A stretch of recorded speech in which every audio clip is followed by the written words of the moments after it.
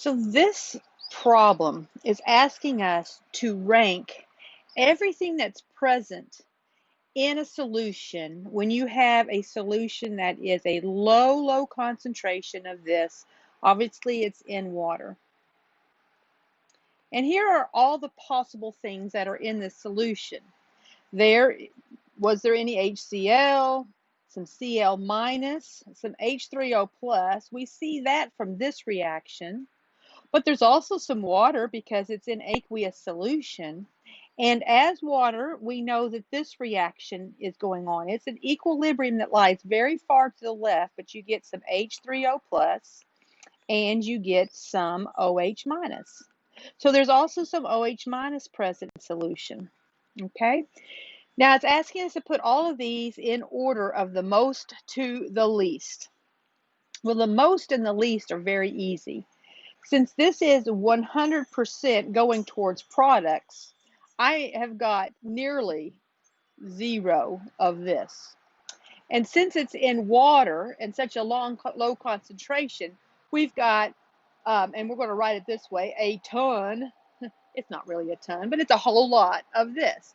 So I can easily put the water at the top and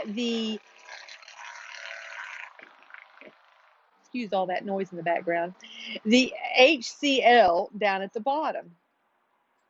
So what does that leave me with? Well, we've got these two things. It looks like they ought to be equal to each other, don't they? Because every time an HCl breaks apart, you produce H3O plus and Cl minus. And they are starting off very equal, all right? 10 to the minus 6 and 1.0 times 10 to the minus 6. But remember, this reaction is also taking place, and it already has 1.0 times 10 to the minus 7 of this present, okay? So the Cl minus is not going to change. The H3O plus, we've got already a little bit present, okay? When you add an acid to water, yeah, they're going to be an additive. Now, actually, not exactly the sum of those two, because the addition of this little extra does shift the reaction to the left a little bit down here. All right, does shift it a little bit to the left, but it's not going to use up all that 1.0 times 10 to the minus 6, just a little bit of it, okay? But what the bottom line is between these two guys, the H3O plus is a tad more than, that says more. It doesn't look like it says more, but just take my word for it. It's a tad more of H3O plus than there is Cl minus because there's already some H3O plus from this. So instead of what my gut would say to make these two equal to each other right here, I am going to put the H3O plus above the Cl minus. So now I have one more thing I have to add in. I have to add in the OH minus. Here's what I know about OH minus. It's coming from this reaction. We know that Kw equals H3O plus times OH minus. Now, we're not adding a very much H3O plus, but we are adding some, right? We're adding a tiny bit of this strong acid.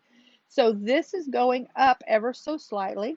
So this is going down ever so slightly. So I'm going to put the OH minus below those two guys here. So there's nearly nothing of this, okay? I added an acid to water. So these two things are increased, okay? They are above the nearly zero, but the H3O plus is slightly above the Cl minus because of the two equilibria that are taking place. Normally, we wouldn't even consider that H3O plus is more than Cl minus because normally our solutions are not down on the order of magnitude of that of pure water. This is a tiny concentration, and that's the only reason we have to separate out these two from each other. And that is how we would rank those substances.